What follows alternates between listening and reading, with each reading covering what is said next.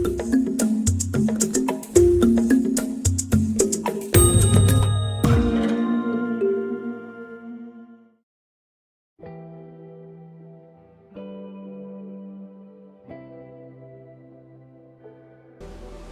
was so good, man, to have him at the thing Saturday. I looked up and he was right there, man.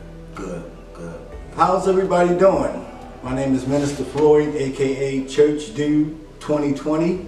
You can check me out on Facebook and YouTube.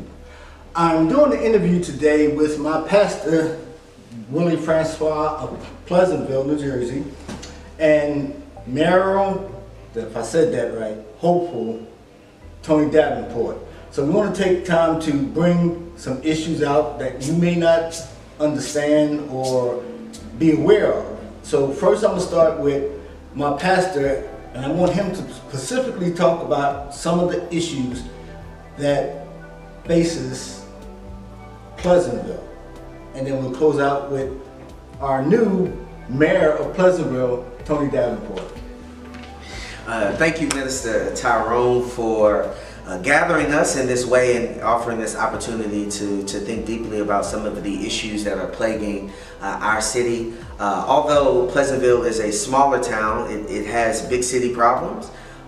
We have been known for things like gun violence. We've also been known for other types of violences that really don't reflect the heart of our city, that don't reflect the majority of our city, because this really is a pleasant town to live. It's a pleasant town to think about raising families, and this town has so many possibilities. Can really be one of the leaders in our state, one of the leaders in our county when it comes to education, when it comes to standards and cost of living, and when it comes to the kind of community building that I think is important as families consider where they want to live. What is true is that our city has some of the highest unemployment rates in our county. The majority of the people in our city, I've learned this anecdotally from our current mayor, is that the majority of our city actually finds employment in Atlantic City through the casinos. And so one of the dangers of our town's economy is that it is dependent on the casino industry. As we know, our whole county is, as goes the casino, so goes the rest of the county. And so there's a type of dependency of our workforce on the casino industry, which is a tragedy that we live in a community that is almost a single industry community by design, right? The state has designed it that way. The county leadership has designed it that way. And I think that we need to hear from more people who are talking about how we're going to bring jobs, and not just low-wage jobs, but how we're going to bring life-sustaining jobs to this particular city and offer people opportunities to outlive the poverty, to outlive some of the disappointments, to outlive some of the crises that we've begun to normalize here in our town. So we have an issue of unemployment in our town that needs to be addressed. But we also have an issue in our education system. I am so grateful that we have a superintendent, a new superintendent, Dr. Nataki Chestnut Lee, who is a wonderful contribution, a wonderful investment to our town because of her commitment to Black liberation, because of her commitment to social justice, and because she is a student-centered educator. That she's going to be a great part of our history after her time here. But the reality is, before she got here, there were many problems with our school system, and largely connected to funding, and also connecting to the deep economic segregation that lives here. We don't have a lot of resources going to our schools. We don't have a lot of after school programming that offer our kids opportunities and skills. We do have issues in our school related to racialized discipline that need to be addressed. That when we don't invest in education, we are inherently investing in incarceration. That is the trail that this nation has created, that poor schools are designed to create abundant prison systems. And so we have to do the work that we look at our scores, and no child should be judged based on their scores. But when we look at our scores, and those scores are unfortunately indicators that the state has set up for how high a child can go. In so many of our grade levels here in Pleasantville schools, we don't have passing rates higher than 35% in any area, right? Whether that's math or whether that's reading. And so what we're really saying is that only 30% of our children are at literacy level, at grade, have a literacy proficiency at grade level. We have to start addressing those concerns, whether that's revamping our curriculum, whether that's figuring out how community organizations like the Mount Zion Baptist Church can be a greater support system for our schools, to figure out how we can support parents, how we can support teachers. We know schools cannot do it alone, we know parents cannot do it alone, and we know communities cannot do it alone. We have to have a robust relationship between families, between community organizations, between schools that are able to increase the opportunity capacities of our children. And that's what I'm excited about. I'm excited particularly in this education area because we have people like Mr. Davenport who've been invested in our school system, but we also have a superintendent who is already community centered, and I believe we're going to do the good work now of bringing together community, family, and church, community, family, and community to make a difference for the children in our community. And here's what I know, that the myth around the violence in Pleasantville can be addressed, can be mitigated, and whatever realities are there, it can be eradicated if we do the work to fix jobs and fix schools. Next, Tony Davenport. Yes, first of all, I'd like to thank you for having me. It's amazing to hear our pastor talk and to touch on issues. I don't know whether there's anything else I need to say. He said it all right there. But you know this town, man. We, when we look at our school system, and the pastor is absolutely right. We're not sufficient in any area throughout our school system. Kids are failing after third grade. It's like a continual down slope. And I'm hoping that our new superintendent stays because I think that is one of the main problems. We've had so many turnovers with superintendents that there's nothing that stays in place, or there's really no foundation. After 2 years, everything switches over again, and that basically targets our children. It hurts our children, and also the teachers. They can never get used to a certain curriculum or anything to put in place that's going to be, standard. Everything after 2 years is switched over, and then they're doing it all over again. So, once we get some, a solid foundation here, and we build on it in our school system, and we make sure that our board members are sufficient, make sure that our board members have something to bring to the table. We cannot continue to let people on our school board that really have nothing to say or just sit there for a matter of 3 years and then they're switched over also. We have to start putting people in place that have our kids' interests at heart and also have ideas and the heart to make things happen in our community. When we address the crime in Pleasantville, it's been such a change watching Pleasantville become a place where they talk about crime from when I was growing up. I can remember when the first shooting happened in Pleasantville when I was a young kid. And a lot of that stuff comes from out of town. It's brought into our city, and now it's manifesting itself in a way that's not good for our children. And also for our adults, our seniors, they're scared to come outside. So we have to continue to build on what our city council and our mayor has done in the police department to try to target, you know, the inner workings of what's going on here in the city, which is causing this violence and things like that. Like the pastor said, it's mainly employment. And when I look at Main Street and I walk up and down Main Street and, you know, I'm talking to people as I'm out there campaigning or whatever, or just out there as someone from the city, you see certain things that is not conducive to, you know, a family climate. I can remember when I used to go on Main Street and I was able to buy clothes and sneakers and things like that and have my kids up there buying them things, and now you can't do that anymore. And that's something that's missing.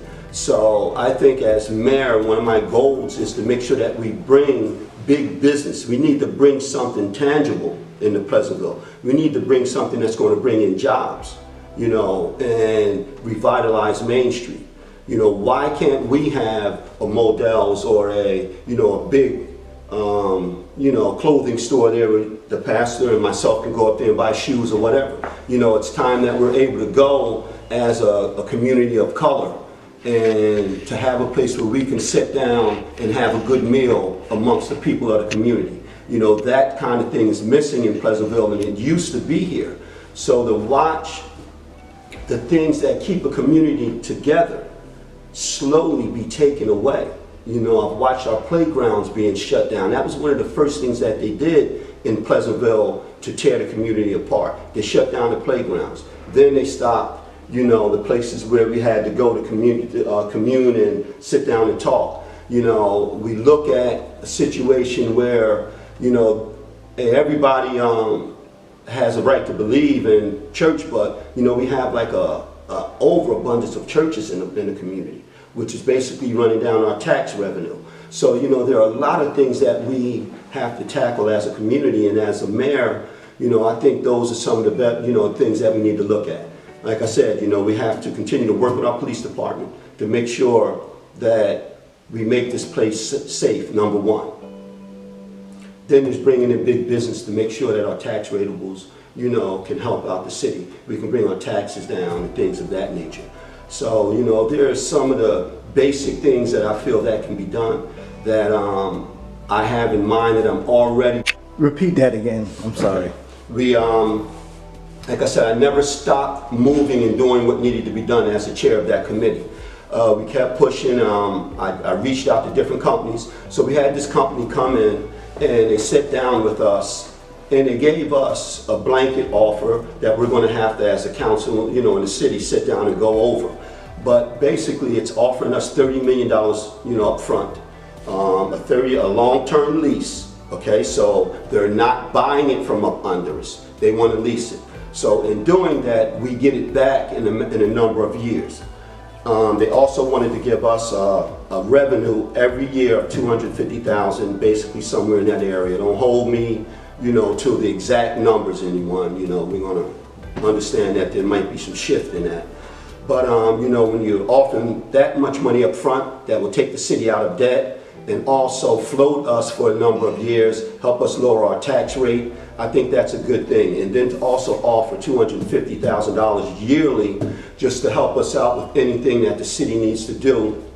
These people want to come in and also build, you know, a business here. They want to build a building here. They want to buy property because they want to be here long term. So therefore, that is also tax revenues right there. You know, that's a rateable, which is a good thing. So as we talked to a couple of the gentlemen that are involved in this company, they're very big in community activism. One of them's a gentleman of color. So this guy is willing to come in here and do training amongst the citizens. You know, he wants to make sure that we hire from within our community. He wants to do training. He wants to invest in our school system, which was, once he said that, you know, that's where my ears perked up a little bit. You know, you talking about school system and training our community, you know, what could be better? So looking at this situation, I just want the city to start moving forward because people aren't going to sit around and wait for us, you know, for too much longer. You know, you understand what I'm saying? They putting the pot aside just for Pleasantville. So I just want us as a city council, to sit down and let's not play politics with the future of Pleasantville. We need to move forward. You know what? I'm going to ask the hard question. Did they give a reason why they did not move on that proposal? Yes. Well, it was, the reason that was given was for legal reasons. And, you know, I understand that we have to make sure that we do things in a legal and proper manner so that we can protect the city. But I think that there was other ways to get around it. You know, that is what it is.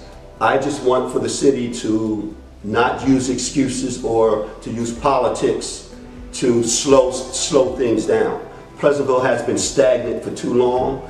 We're moving at a slow pace, and I'm not that type of person. I like to get things done. I like to come in and let's go to work and continue to make Pleasantville better. As long as we're moving in the same direction, then I think Pleasantville can consistently get better.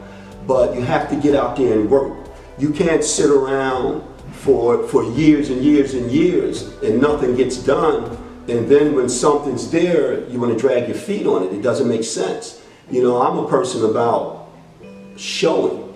You have to show. You know, show me what you've done. Show me what you have. Show me what you're going to do. Where's your plan? And I have a concrete plan to move Pleasantville forward.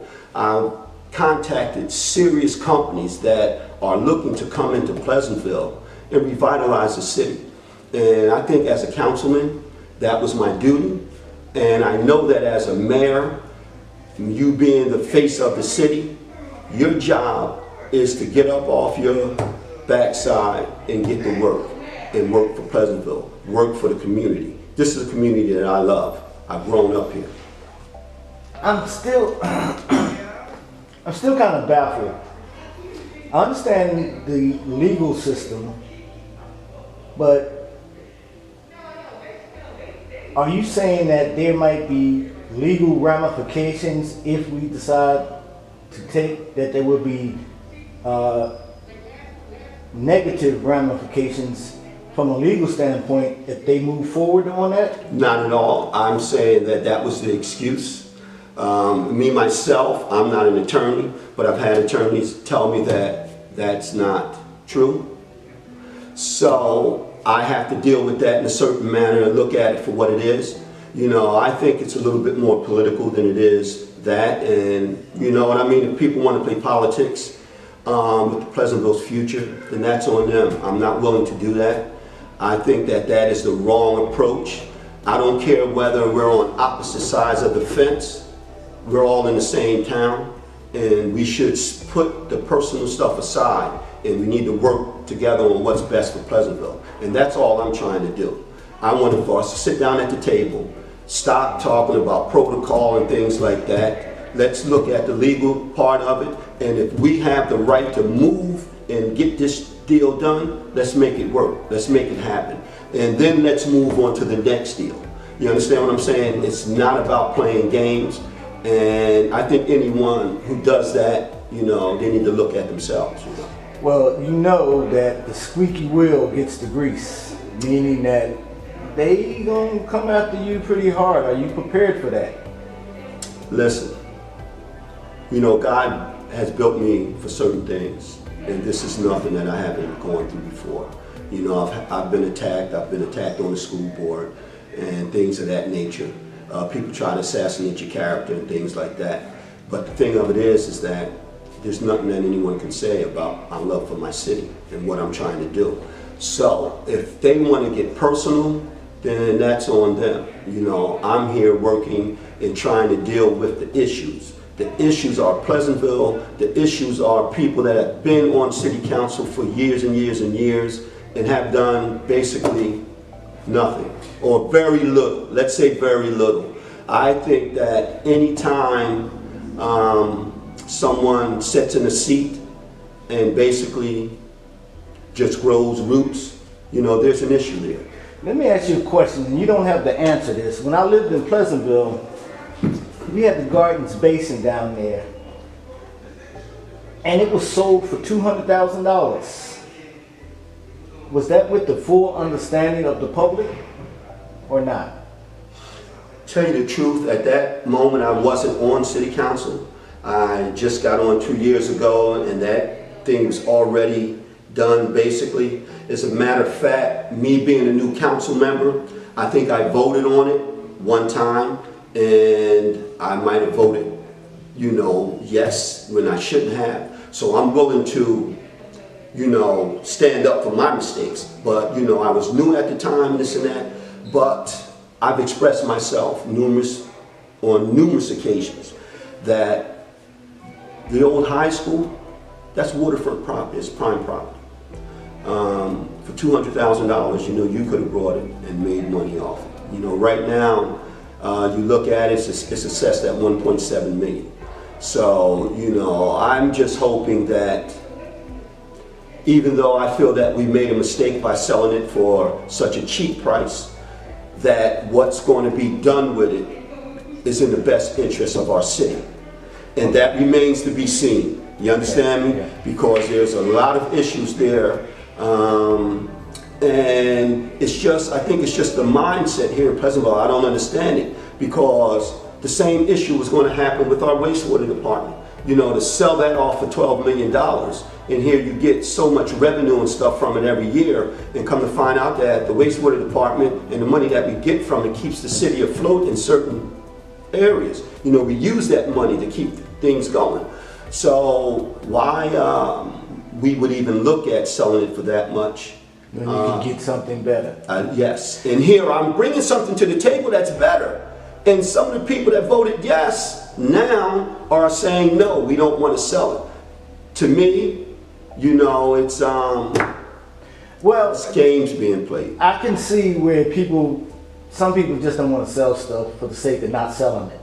But if it benefits the city and it brings an enormous amount of revenue, at least it should be considered. And if it is not considered, then somebody else would have to come forward with a better plan, not a lesser plan. Thank you. And the thing of it is that what gets me is that at one time you wanted to sell it for a measly $12 million. I'm proposing letting this company lease it. It's not selling. We're not selling it at all. I didn't want to sell it in the beginning, and I've worked to find a way that we don't have to. And God has blessed me with putting me in touch with certain people and laid this in my lap. So let me get this straight. Yes.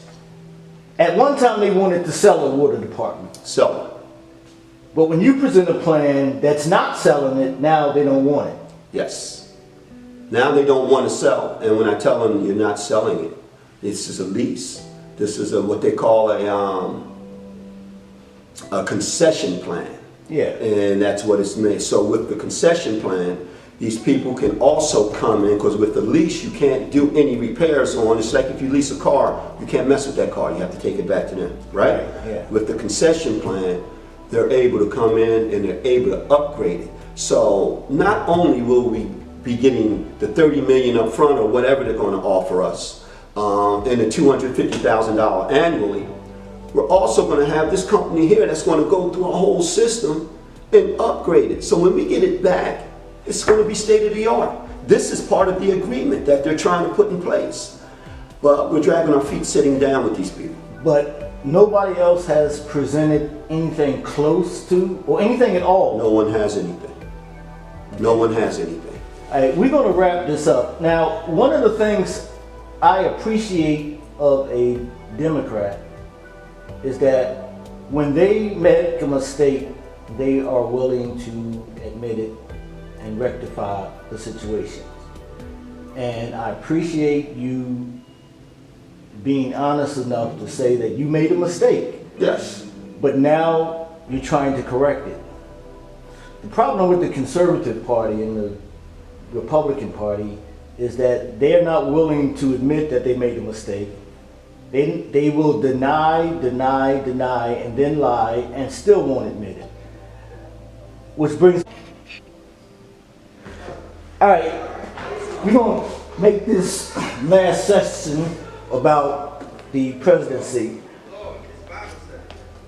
One of the things that I appreciate about an individual is their honesty. Meaning that if you make a mistake, you're willing to stand up and own it and admit it.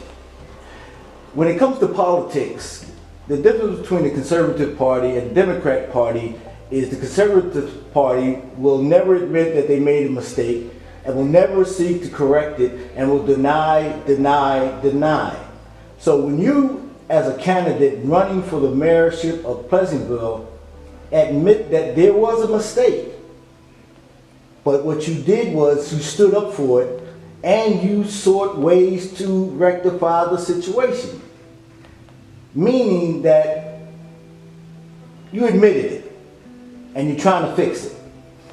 Which brings me to our last section, which is about the presidency. Joe Biden was a fierce component for the Democratic crime bill that Bill Clinton signed. And he said some vile things, but the difference between him and the Republicans is he admitted that he made a mistake and he was taking steps to rectify that. That's why I cannot, and I'm just going to say it, I can't understand why anybody that's black would become a conservative. I understand the economic parts about it, but all that other stuff, when you think about voting for Trump, address that if you can. Yes, you know, I look at life as a learning lesson. We learn from life. And I can remember as a young man growing up some of the things I used to do. I can remember when I got married and I had my children and how my mindset started to change and things, you know, happen in life. I can remember when I lost my 7-year-old son and to sit and have to hold my 2-year-old son in one arm, my dad in a wheelchair next to me, and my wife here. You know, to deal with those situations, it makes you grow as a man and as a person. I've always had love for kids, but watching children suffer through that disease, not just my son. You know, I've watched numerous kids up in the hospital pass away from that disease. So it makes you grow as a man and as a person. You know, and then I look at myself right now and as a 60-year-old man who is basically trying to do what's right by my community. I've always had a drive to make my community better and to help our children. So this is basically something that's a natural part of my makeup, of my DNA.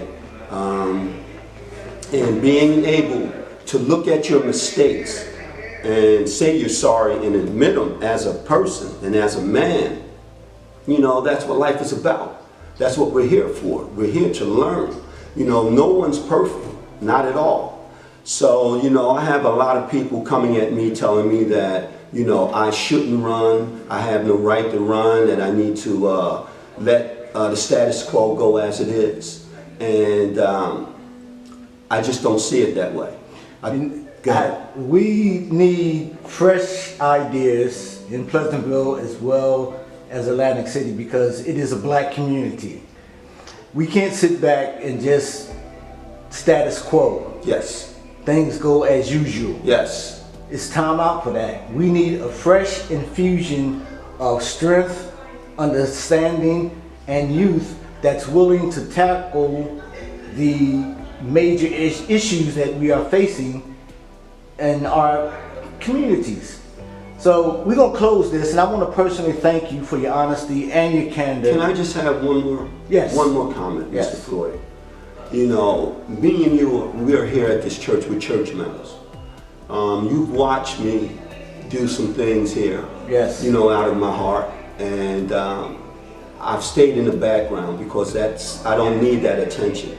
You know, but I've had people say, no, man, you need to make it known what you've done in this community. Yes. You know, from a person who has done so many things at the high school with our children. School board member volunteered there, and that's a voluntary situation. I've championed the dance room at the high school for the theater. I've right here in our church, and one of the things that I'm most proud of was us sitting on this committee and me bringing it to the pastor for our expungement drive that we've done here for 3 years. You know, this is the thing that we put together.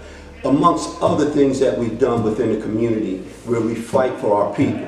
You know, and as a councilman, to get on city council and to get out there and fight and walk the streets and hit the casinos and different places to raise money so that I can put money back into the place where I grew up, which was Woodland Avenue. You know, this is something that it just makes me proud when I would walk, when I ride by there, and because of the work that we did there and built that back up and had it resurfaced, 80 Stones who came in and gave me whatever I wanted. And from Sheila Oliver, who put me in the right direction to certain monies that I could get, to the mayor of Pleasantville, who basically backed everything that I did, Linda Payton, who held my hand, Kara down at City Hall, who held my hand and make sure that we got things done.